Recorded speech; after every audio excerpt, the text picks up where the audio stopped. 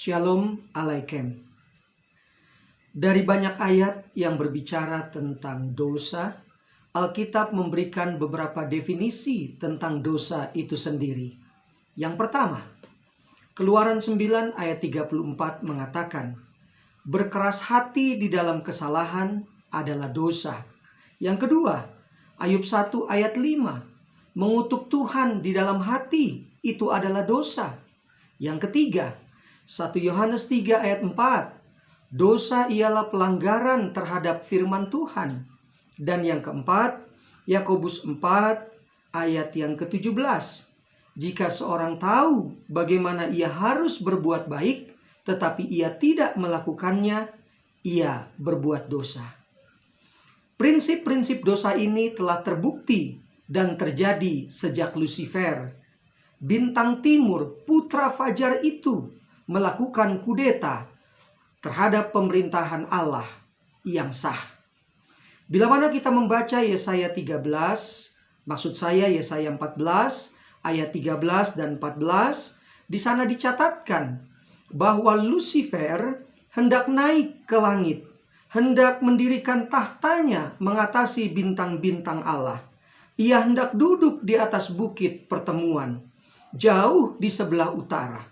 Dan kata utara itu menunjuk ke arah sorga. Lucifer hendak naik mengatasi ketinggian awan-awan. Ia hendak menyamai yang maha tinggi. Niat itu dibuktikan dalam tindakan nyata dengan adanya sebuah perlawanan dalam bentuk pertentangan antara kebenaran dan kejahatan.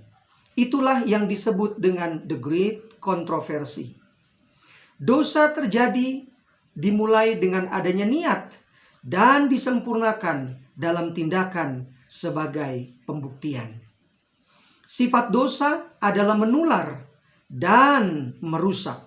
Itulah sebabnya Kejadian 6 ayat 12 mencatatkan bahwa semua manusia menjalankan hidup yang rusak di atas muka bumi. Semua manusia sudah berdosa. Muncul satu pertanyaan besar kepada kita sekarang ini. Mengapa Tuhan membiarkan dosa?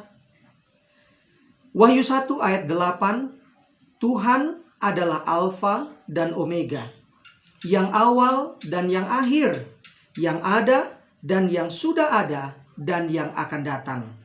Allah Maha Kuasa. Ayat ini mempunyai konsep bahwa semua kehidupan terpampang jelas sejak awal hingga akhirnya.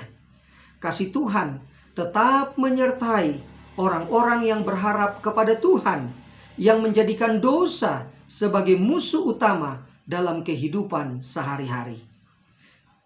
1 Korintus 15 ayat 26 sebagai ayat yang terakhir mengatakan, musuh yang terakhir yang dikalahkan adalah dosa. Mengapa Tuhan membiarkan dosa?